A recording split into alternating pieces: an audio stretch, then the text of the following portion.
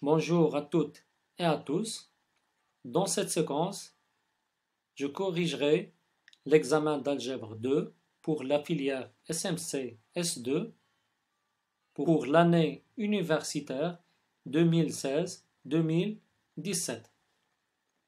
Vous allez commencer tout d'abord par écrire votre nom et prénom et votre salle d'examen ou bien amphi d'examen. Ici, j'ai écrit TD10, j'ai écrit mon nom et prénom et votre code apogée. Par exemple, 100 000. Et vous allez lire les exercices de l'épreuve et commencer par l'exercice qui vous paraît facile. Par exemple, on va commencer par l'exercice 1. Soit f l'endomorphisme de E qui est égal à R au cube défini par fxyz égale au vecteur 3x plus y moins z, 2x plus 2y moins z, virgule 4x plus 2y moins z. On note B égale à E1, E2, E3, la base canonique de R3, de E. La base canonique, c'est-à-dire E1 égale au vecteur 1, 0, 0, E2 égale au vecteur 0, 1, 0, et E3 égale au vecteur 0, 0, 1. On nous demande de donner la matrice associée à F relativement à la base B, et noter A égale à MFB. Bien sûr, on peut donner la matrice directement à partir de l'expression de F, mais c'est mieux de calculer FE1, FE2 et FE3, qui sont bien sûr les colonnes, les trois colonnes de la matrice associée à F. Rappelons la définition de la matrice associée à une application linéaire dans le chapitre 3 du cours d'algèbre 2 SMPC. On va parler de la matrice associée à une application linéaire. Soit E et F, deux cas espaces vectoriels de base respective B constituée des vecteurs E1 jusqu'à EP et C la base constituée des vecteurs F1 jusqu'à Fn. Si F est une application linéaire de E dans F, alors pour tout J allant de 1 jusqu'à P, il existe un unique uplet à 1J, virgule, à 2J jusqu'à N J, qui appartient à K à la puissance N, K ici c'est le corps R ou bien C, tel que FE indice J égale à A indice 1J fois F1 plus A indice 2J fois F indice 2 plus jusqu'à A indice NJ Fn. Et par définition, la matrice dont les coefficients AIJ tels que I varie de 1 jusqu'à N et J varie de 1 jusqu'à P est notée MFBC est appelée la matrice de l'application linéaire F relativement aux bases B et C. Les coefficients AIJ sont les coefficients définis dans cette expression. Dans le cas où E égale à F et B égale à C, la matrice de l'application linéaire F relativement aux bases B, B sera notée MFB. Commençons par calculer F de E1.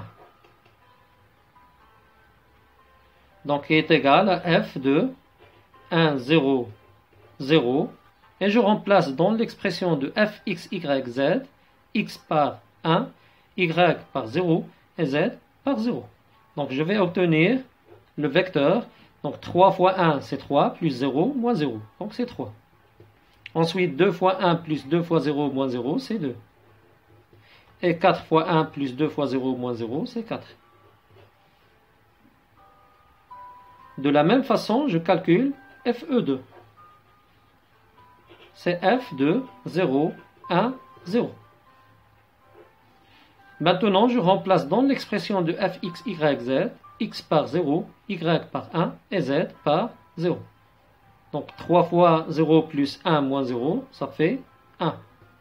2 fois 0 plus 2 fois 1 moins 0, c'est 2. Et enfin, 4 fois 0 plus 2 fois 1 moins 0, c'est 2. De la même façon, je calcule FE3, qui est égal à f de 0, 0, 1. Maintenant, je remplace x par 0, y par 0 et z par 1 dans l'expression de f, x, y, z. Donc c'est 3 fois 0 plus 0 moins 1. Donc c'est moins 1. 2 fois 0 plus 2 fois 0 moins 1, ça fait moins 1. Et enfin, 4 fois 0 plus 2 fois 0 moins 1, c'est moins 1. Ainsi, la matrice associée à f relativement à la base B est égale. Donc, je vais écrire la première colonne, c'est FE1, c'est-à-dire 3, 2 et 4. La deuxième colonne, c'est FE2, c'est-à-dire 1, 2 et 2. Et la troisième colonne, c'est FE3, c'est-à-dire moins 1 et moins 1.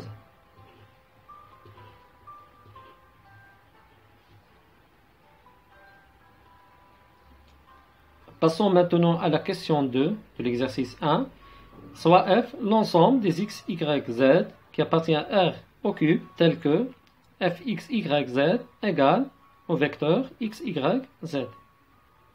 Justifiez que l'ensemble f égale à l'ensemble des x, y, z de R au cube tel que 2x plus y moins z égale à 0. Donc on a f de x, y, z égale à x, y, z et f, x, y, z par définition de f, x, y, z égale à 3x plus y moins z, virgule 2x plus 2y moins z et 4x plus 2y moins z. Ce qui est équivalent à dire que 3x plus y moins z égale à x, 2x plus 2y moins z égale à y, et enfin 4x plus 2y moins z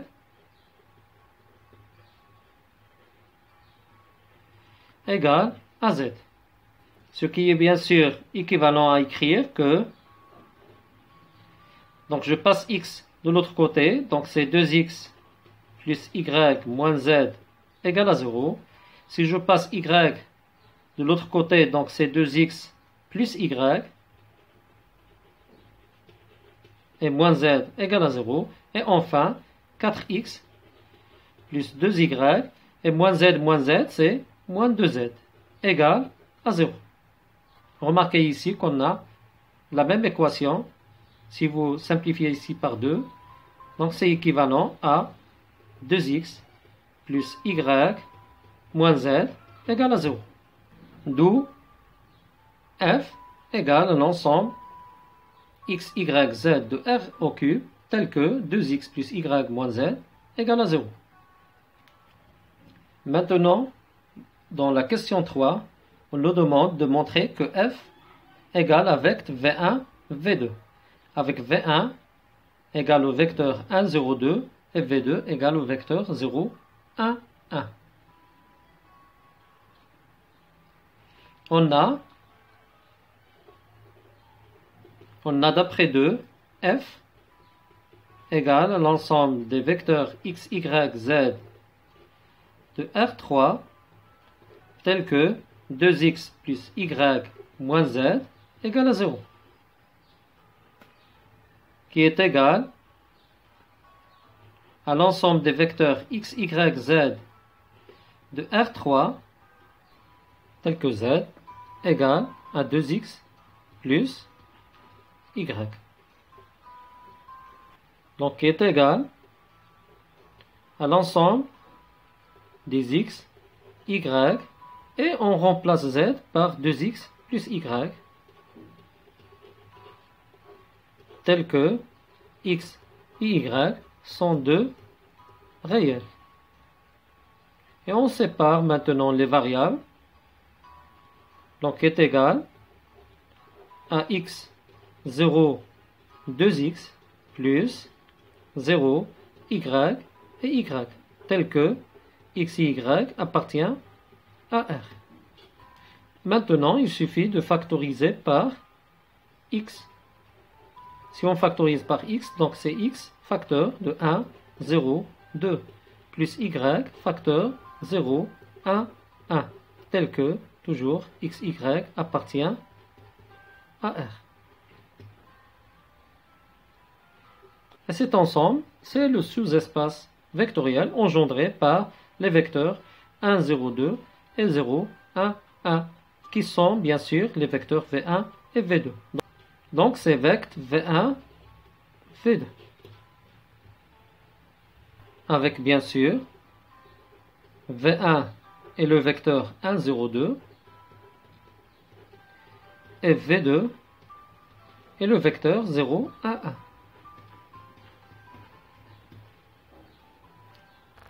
Dans la question 4, on pose V3 égale au vecteur 1, 1, 2 et G est le sous-espace vectoriel de E engendré par V3.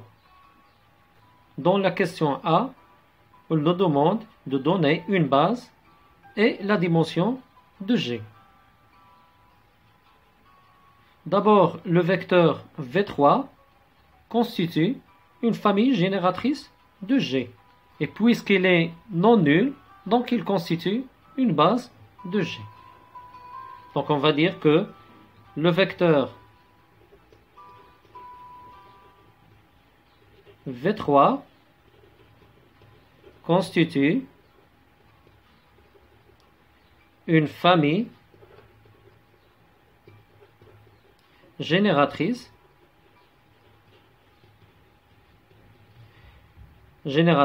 de G.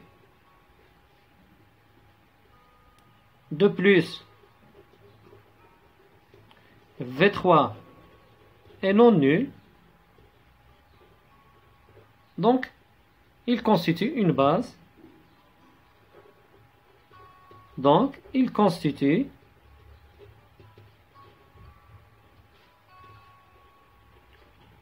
une base de G. Et par suite, la dimension de G égale à 1.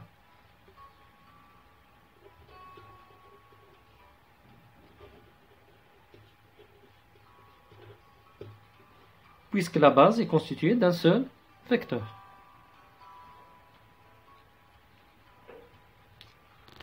Maintenant, dans la question B, calculez FV3 avec V3 et le vecteur 1, 1, 2. Donc il suffit de remplacer dans l'expression de f x par 1, y par 1 et z par 2. Donc f de V3 égale à f de 1, 1, 2. Remplacer x par 1, donc c'est 3 fois 1, c'est 3, plus 1, c'est 4, moins 2, ça fait 2. Maintenant, 2 fois 1, c'est 2, plus 2 fois 1, c'est 4, 4 moins 2, c'est encore 2. Enfin, 4 fois 1, c'est 4, plus 2 fois 1, ça fait 6, et 6 moins 2, c'est 4. Et ce vecteur, c'est 2 fois V3. Si vous factorisez par 2, donc c'est 2 facteurs de 1, 1, 2. Donc c'est 2 V3. Et donc c'est montrer que f x, y, z égale à 2 facteurs x, y, z pour tout vecteur x, y, z de G. Donc on a pour tout vecteur x, y, z de G, et bien sûr G égale à vect V3. Donc le vecteur x, y, z s'écrit comme combinaison linéaire de V3. Donc il existe un certain réel alpha tel que x, y, z égale à alpha v3. Et par suite, f de x, y, z égale à f de alpha v3, et f est une application linéaire. Donc f de alpha v3 égale à alpha f v3. F v3, donc on l'a déjà calculé, f v3 c'est 2 v3, donc égale alpha de v3, donc c'est 2 alpha v3. Et alpha v3 c'est x, y, z.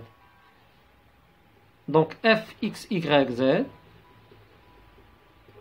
égale à 2 x, y, z.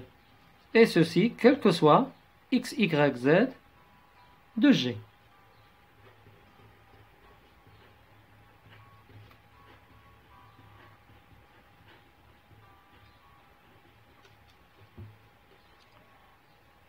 Passons à la question 5. Montrer que la famille C égale à V1, V2, V3 est une base de R3. Rappelons que dans le premier chapitre concernant les espaces vectoriels et dans la partie base d'un sous-espace vectoriel d'un espace vectoriel, toutes les bases d'un sous-espace vectoriel f de E ont le même nombre de vecteurs. Et ce nombre est appelé la dimension de f et sera noté dimension de f par rapport au corps K. Si f et G sont deux sous-espaces vectoriels de E, tels que f est inclus dans G, alors on a, si la dimension de f égale la dimension de G, alors f égale à G. Et enfin, si la dimension du sous-espace vectoriel f égale à n, alors on a les équivalences suivantes. Donc B est une base de f, c'est équivalent que le cardinal de B égale à n, et B est une famille génératrice de f. C'est équivalent à cardinal de B égale à n, et B c'est une famille libre de f. Maintenant, dans 5, montrer que la famille C égale à V1, V2, V3 est une base de R3. Remarquez ici que le cardinal de C égale à 3, c'est-à-dire le nombre de vecteurs de C égale à 3. Et 3, c'est la dimension de R3. Donc, pour montrer que C est une base de R3, il suffit de montrer qu'elle est libre. Et pour montrer que cette famille est libre, donc vous avez le choix entre utiliser la définition d'une famille libre ou bien en utilisant le déterminant. La première méthode consiste à montrer que alpha V1 plus bêta V2 plus gamma V3 égale au vecteur nul implique que alpha égale à bêta égale à gamma égale à 0. C'est la définition. Et la deuxième méthode, c'est la plus facile, consiste à montrer que déterminant de V1, V2, V3 est différent de 0. Donc, on va dire que, comme le cardinal de C égale à 3 égale à la dimension de R3, il suffit de vérifier que C est libre pour montrer qu'elle est une base de R3. Donc, on a déterminant de C. On écrit les coordonnées des vecteurs V1, V2, V3. Donc V1 c'est le vecteur 1, 0, 2. V2 c'est 0, 1, 1. Et V3 c'est 1, 1, 2. On calcule le déterminant suivant la première colonne, donc c'est 1. J'élimine la première ligne et la première colonne, donc c'est 1, 1, 1, 2. Moins, donc 0 fois, donc c'est 0, donc plus 2, et j'élimine la première colonne et la troisième ligne, donc c'est 0, 1, 1, 1. Et je fais les calculs, donc c'est 1 fois 2, c'est 2, moins 1. Plus 2 facteurs de 0 fois 1 c'est 0, moins 1. Donc 2 moins 1 c'est 1, moins 2 c'est moins 1. Et moins 1 est bien sûr différent de 0. Par suite, la famille C est une base de R3. Maintenant, dans la question 6, on nous demande de donner la matrice A' associée à F relativement à la base C. Donc, c'est comme dans la première question. Donc, on va calculer F de V1, F de V2 et F de V3. On va les exprimer dans la base C.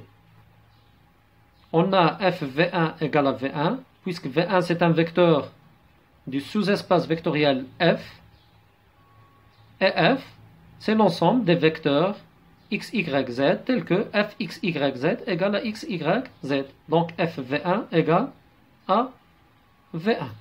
De même pour V2, f de V2 égale à V2. Donc on peut quand même calculer FV2 si on ne remarque pas que V1 et V2 sont fixes par l'endomorphisme F. Et FV3, donc c'est 2 V3. Et dans la base C, les coordonnées de FV2, donc c'est 0, 1, 0 dans la base C. Et V1 a pour coordonnées, donc c'est 1, 0, 0 dans la base C. FV3 c'est 2 V3, donc a pour coordonnées dans la base C, c'est 0, 0 et 2. Bien sûr, dans la base C. Ce qui donne la matrice A' associée à F relativement à la base C. Donc c'est la matrice dont les colonnes sont FV1, FV2 et FV3. FV1 c'est le vecteur 1, 0, 0. Donc je vais écrire 1, 0, 0. FV2 c'est le vecteur 0, 1, 0. Et FV3 c'est le vecteur 0, 0 et 2. Et enfin, dans la question 7, vérifier si l'application F est injective. D'après la question 6, on a montré que la matrice A' associée à F relativement à la base C, c'est une matrice diagonale. Donc bien sûr, son déterminant, c'est le produit des éléments de la diagonale, c'est-à-dire 1 fois 1 fois 2 égale à 2, différents de 0. Donc la matrice A' est inversible. Et par suite, l'endomorphisme F est un automorphisme.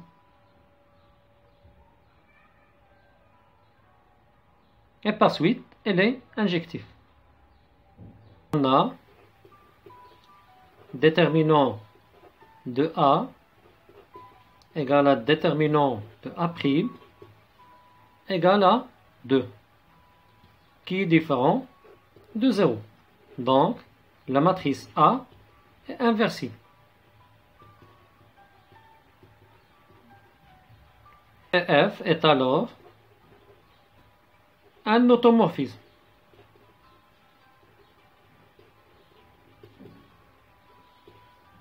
De R3, bien sûr.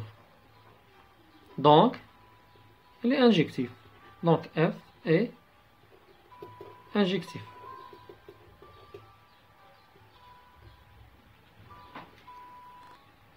Passons maintenant à l'exercice 2. Soit A la matrice carrée, qui est égale à 1, 3, 3, 6. On définit l'application F sur M de R, l'espace vectoriel des matrices carrées d'ordre 2, par Fm égale à A fois M. Quel que soit M, une matrice de M de R.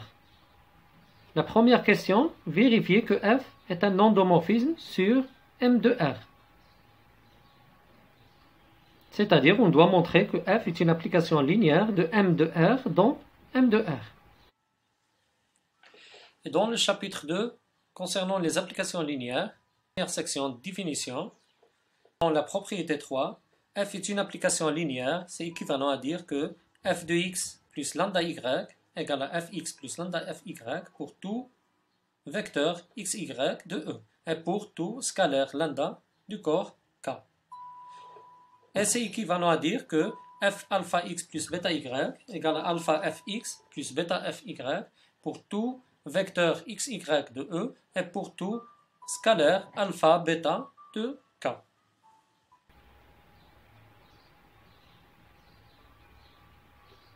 On a pour tout M', deux matrices de M de R et alpha, bêta de R,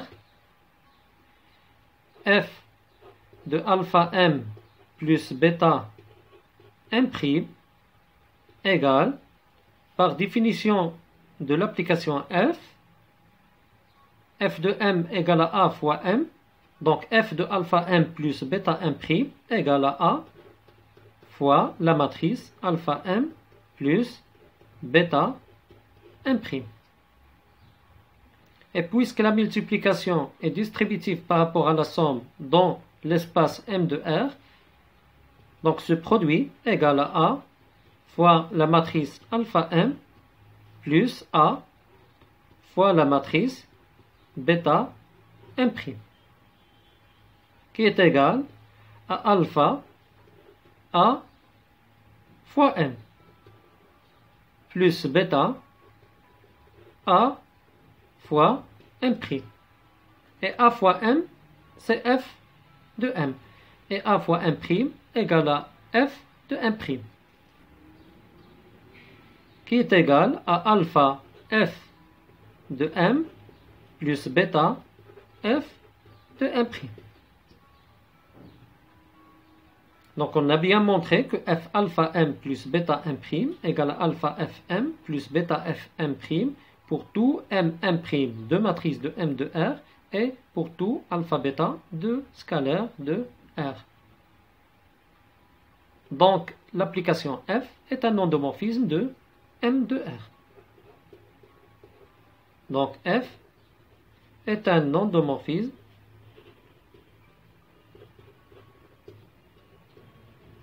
de M de R.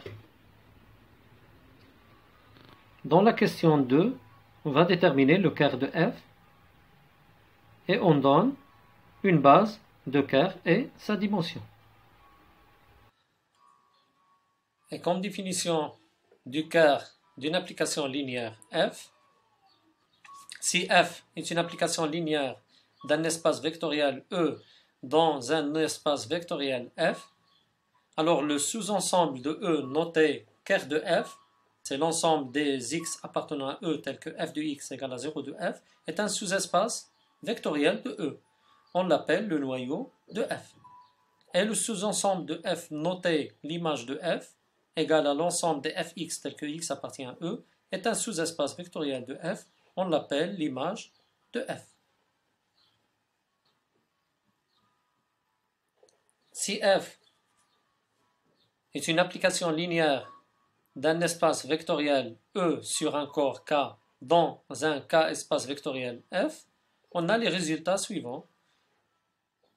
F est injectif si et seulement si le kerr de F est réduit à l'élément neutre de E.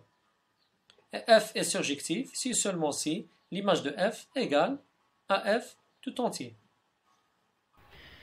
Question 2. Déterminer le kerr de F, une base de kerr de F et sa dimension. pour toute matrice carrée M, M appartient au cœur de F, si seulement si Fm égale la matrice nulle. Si seulement si A fois M égale la matrice nulle.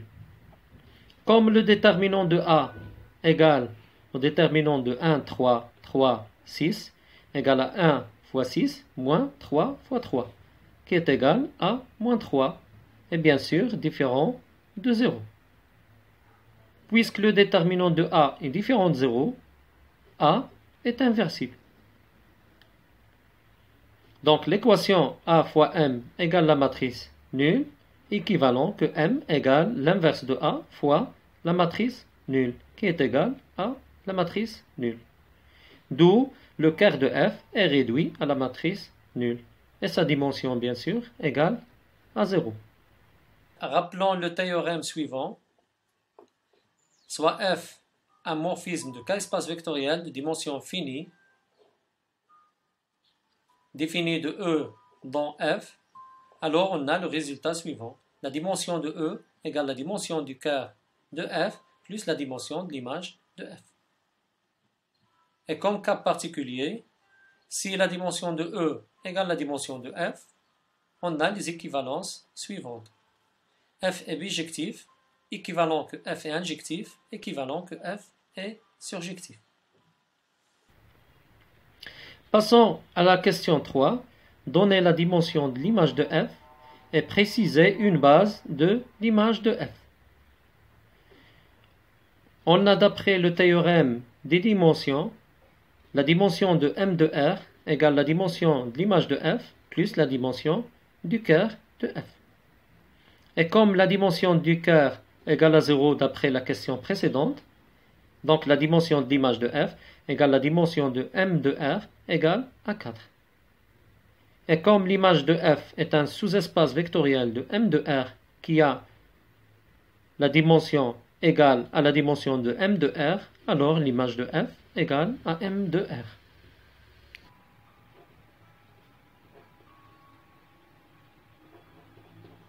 Et l'image de F admet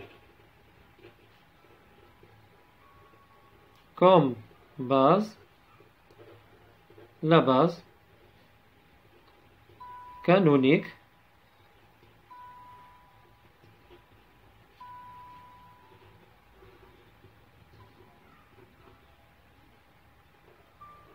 donc la base qu'on va noter par exemple B c'est E1, E2, E3 et E4.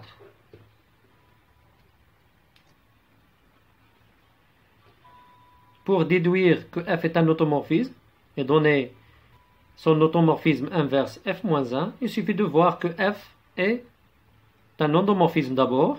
Donc, puisque F est un endomorphisme,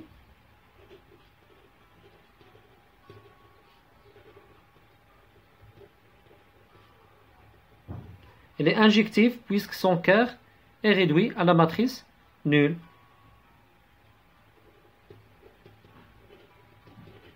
Car son quart est réduit à la matrice nulle. Donc, F est un automorphisme.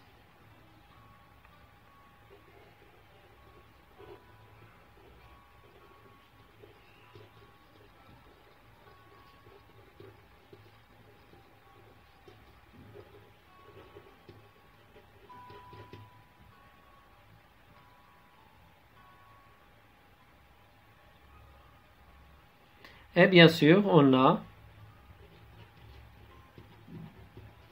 f de m égale à a croix m égale à n, si seulement si.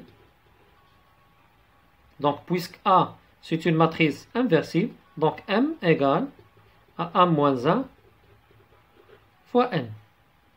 Donc, c'est f moins 1 de n. Donc, l'expression de f moins 1 de n, c'est a moins 1 n, quel que soit n, et ceci, quel que soit n, appartenant à m de R. Donc, c'est l'expression de f moins 1 de n.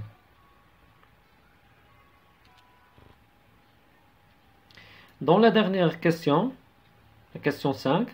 Donnez la matrice de F relativement à la base canonique B qui est égale à E1, E2, E3, E4 de M de R. Bien sûr, avec E1 et la matrice 1, 0, 0, 0. E2, c'est la matrice 0, 1, 0, 1. Et la matrice E3, c'est 0, 0, 1, 0. Et enfin, E4, c'est 0, 0, 0, 1. Donc, pour donner la matrice de F relativement à la base canonique B, il suffit de calculer FE1, FE2, FE3 et FE4 et écrire la matrice dont les colonnes sont les images des vecteurs de la base canonique. Donc, on a FE1, FE2, FE3 et FE4. Donc, bien sûr, FE1, c'est la matrice A fois E1. Et la matrice A fois E1, c'est la première colonne, donc c'est la matrice qui garde que la première colonne de la matrice A. Donc la matrice A, c'est la matrice 1, 3, 3 et 6. Fois la matrice E1, donc c'est 1, 0, 0, 0. Donc si on multiplie la première ligne fois la première colonne, donc c'est 1. 1 fois 1 plus 3 fois 0, donc c'est 1. La première ligne fois la deuxième colonne est nulle, donc c'est 0. La deuxième ligne fois la première colonne, donc 3 fois 3 plus 6 fois 0, c'est 3. Et la deuxième ligne fois la deuxième colonne, donc c'est 0. Et cette matrice, donc si on veut l'écrire dans la base canonique, donc c'est 1 fois E1 plus 3 fois E3.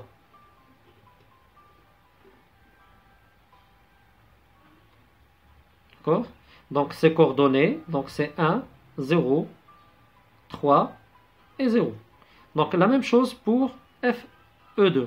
Donc c'est A fois la matrice E2. Donc c'est 1, 3, 3, 6 fois la matrice. Donc 0, 1, 0, 0. Si on fait le produit, donc c'est 1, la première ligne fois la première colonne, c'est 0.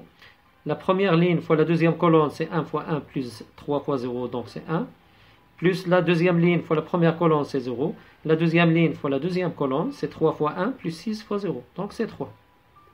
Et cette matrice, donc c'est 0 fois E1, plus 1 fois E2, plus 0 fois E3, plus 3 fois E4. Donc c'est E2, plus 3, E4. Donc la même chose pour FE3, donc c'est A fois E3. Donc c'est la matrice 1, 3, 3, 6 fois la matrice E3, donc c'est la matrice 0, 0, 1, 0. Donc la première ligne fois la première colonne, c'est 3. La première ligne fois la deuxième colonne, c'est 0. La deuxième ligne fois la première colonne, c'est 6. Et la deuxième ligne fois la deuxième colonne, c'est 0.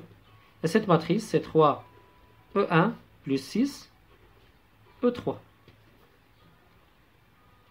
Et enfin, FE4, c'est A fois E4. Donc c'est la matrice A, c'est 1, 3, 3, 6. Donc fois E4, c'est 0, 0, 0, 1. Donc la première ligne fois la première colonne, c'est 0. La première ligne fois la deuxième colonne, c'est 3. La deuxième ligne fois la première colonne, c'est 0. Et la deuxième ligne fois la deuxième colonne, 3 fois 0, c'est 0. Plus 6 fois 1, c'est 6. Et cette matrice, c'est 3, E2, plus 6, E4. Ce qui donne la matrice de F dans la base B, la base canonique. Donc c'est la matrice dont les colonnes sont les vecteurs FE1, FE2, FE3 et FE4. Donc FE1 c'est 1, 0, 3, 0. Donc c'est 1, 0, 3 et 0. FE2, donc c'est 0, 1, 0 et 3. FE3, donc c'est 3, 0, 6 et 0. Et enfin, FE4, donc c'est 0, 3, 0 et 6. Passons maintenant à l'exercice 3. Soit la matrice A comme suit. Donc on nous demande de calculer A à la puissance 3. Donc d'abord, on doit calculer A au carré, puis A au cube. Donc on a A au carré, c'est A fois A, c'est la matrice. Donc 0, 1, 2, 0, 2, 4 et 4, 1, moins 2 fois la matrice 0, 0, 4. Donc 1, 2, 1 et 2, 4, moins 2. Donc pour effectuer le produit, donc on doit multiplier la première ligne fois la première colonne. Donc la première ligne, c'est 0, 0, 4, c'est la première ligne, fois la première colonne. La première colonne, c'est 0, 1, 2.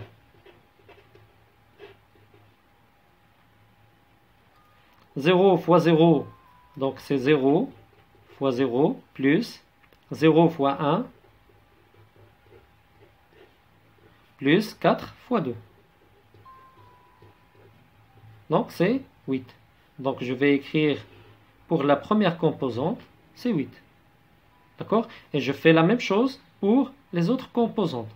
Donc la deuxième composante ici, donc c'est la composante de la première ligne et la deuxième colonne. Donc c'est la première ligne, 0, 0, 4, fois la deuxième colonne, c'est-à-dire 0, 2, 4. Et je fais la même chose, 0 fois 0, plus 0 fois 2, et plus 4 fois 4. Donc, ce qui donne, donc 0 plus 0 plus 16, donc c'est 16. Donc ici, je vais écrire 16. Et la même chose pour la composante de la première ligne et la troisième colonne. Donc c'est la première ligne, toujours la première ligne, fois la troisième colonne, c'est-à-dire 4, 1 et moins 2. Donc 0 fois 4, plus 0 fois 1, plus 4 fois moins 2. Donc 0 fois 4 c'est 0, plus 0, moins 8. Donc je vais écrire moins 8. Et de la même façon, je calcule la composante de la deuxième ligne et la première colonne. La deuxième ligne, donc c'est 1, 2, 1. Deuxième ligne fois la première colonne. La première colonne, c'est 0, 1, 2.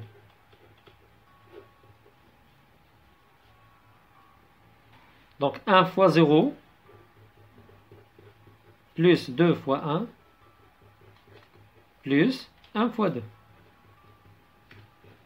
qui est égal à 2 plus 2, c'est 4. Donc je vais écrire ici 4. De la même façon, je vais multiplier la deuxième ligne fois la deuxième colonne. Donc c'est 1, 2, 1, fois la deuxième colonne, c'est 0, 2, 4. Donc c'est 1 fois 0, plus 2 fois 2, plus 1 fois 4. 1 fois 0, c'est 0. Donc 2 fois 2, c'est 4, plus 4, ça fait 8. Donc c'est 8. Et enfin, donc 1, la deuxième ligne fois la troisième colonne. La troisième colonne ici, c'est 4. 1 et moins 2. Donc c'est 1 fois 4, plus 2 fois 1, et plus 1 fois moins 2. Et je fais le calcul. Donc 1 fois 4, c'est 4, plus 2, c'est 6. 6 moins 2, c'est 4. Donc je vais écrire 4. Donc la troisième ligne fois la première colonne, c'est-à-dire 2, 4, 2, 4 moins 2, je m'excuse. Donc fois la première colonne, c'est 0, 1, 2. Donc c'est 2 fois 0, plus 4 fois 1, et plus moins 2 fois 2. 2 fois 0, c'est 0, plus 4, moins 4. Donc ça fait 0. Donc je vais écrire 0. Donc, et pour la composante de la troisième ligne et la deuxième colonne, donc je vais multiplier la troisième ligne fois la deuxième colonne, c'est-à-dire 0, 2, 4. Donc c'est 2 fois 0, plus 4 fois 2, et plus moins 2 fois 4. Donc 2 fois 0 c'est 0, 4 fois 2 c'est 8, moins 8 ça fait 0. Donc c'est 0. Et enfin, la troisième ligne fois la troisième colonne. Donc c'est 2 fois 4.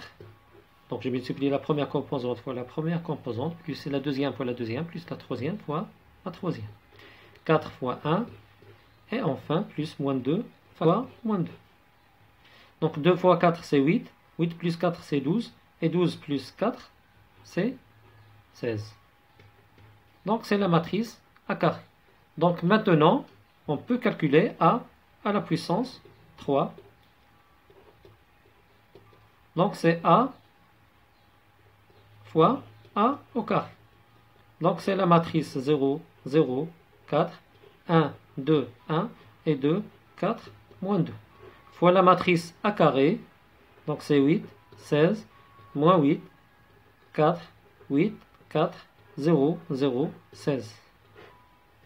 Et on fait la même chose pour le calcul de A carré. Donc on va multiplier la première ligne fois la première colonne. Donc c'est 0 fois 8, plus 0 fois 4, plus 4 fois 0. Donc ça fait 0. Je vais faire les calculs rapidement.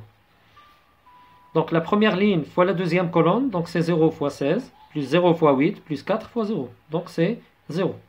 Et enfin, 0 fois 8, moins 8 c'est 0, plus 0 fois 4 c'est 0, plus 4 fois 16, donc c'est 64. Donc maintenant, la deuxième ligne fois la première colonne, donc c'est 1 fois 8 égale à 8, plus 2 fois 4 c'est 8, plus 1 fois 0, donc ça fait 16.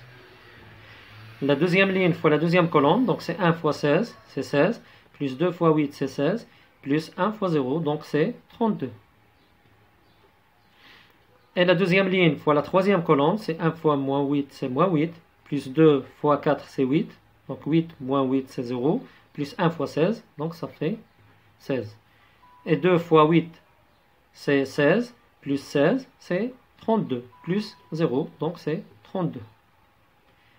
La troisième ligne fois la deuxième colonne, donc c'est 2 fois 16 c'est 32, plus 4 fois 8 c'est 32, donc ça fait 64, plus 0, donc c'est 64.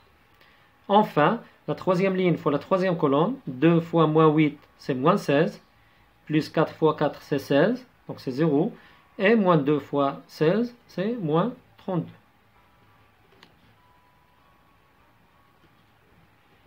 Reste maintenant à calculer A au cube moins 16A, donc il suffit de remplacer A au cube par son expression et A par son expression. Donc A au cube moins 16A, donc c'est la matrice 0, 0, 64, 16, 32 et 16, 32, 64 et moins 32, moins 16 fois la matrice A. La matrice A, c'est la matrice 0, 0, 4, 1, 2, 1, 2, 4, moins 2. Donc, si on fait les calculs, donc c'est 0, 0, 64, 16, 32, 16, 32, 64 et moins 32, moins. Donc, 16 fois la matrice A, on va multiplier tous les coefficients par 16. Donc, c'est 0, 0 et 16. 16 fois 4, donc c'est 64. 16 fois 1, c'est 16. 16 fois 2, c'est 32. 16 fois 1, c'est 16. Donc c'est 32, 64 et moins 32. Donc si vous faites la soustraction, donc 0 moins 0, c'est 0. 0 moins 0, c'est 0. 64 moins 64, c'est 0. 16 moins 16, c'est 0. 32 moins 32, c'est 0. 16 moins 16, c'est 0. 32 moins 32, 0. 64 moins 64, c'est 0. Et moins 32 moins 32, c'est 0. Donc c'est la matrice nulle. Enfin, pour la question 3, et pour vérifier que si la matrice A est inversible, et si oui, on va donner son inverse, on peut procéder par deux méthodes. La première méthode, c'est d'utiliser la question 2. On a a à la puissance 3 moins 16a égale à 0. Donc on peut factoriser par a. Donc c'est a facteur de a carré moins 16 i3 égale à 0. Donc si a était inversible, donc a au carré serait égal à 16i. Et ce n'est pas le cas, puisqu'on a déjà calculé a au carré. Il est différent de 16i. C'est la première méthode. La deuxième méthode est plus simple. Il suffit de calculer le déterminant de a. Si ce déterminant est égal à 0, la matrice ne serait pas inversible. Sinon, c'est-à-dire le déterminant est différent de 0, on dira que la matrice A est inversible. Donc le déterminant de A, c'est le déterminant de la matrice 0, 0, 4, 1, 2, 1, 2, 4, moins 2. Si on développe suivant la première ligne, donc c'est 0 plus 0, donc et plus 4. On élimine la première ligne et la troisième colonne, donc c'est le déterminant de 1, 2, 2 et 4. Donc c'est 1 fois 4, c'est 4. 4 moins 4, c'est 0. 0 fois 4, c'est 0. Donc, puisque le déterminant est égal à 0, alors A n'est pas inversible.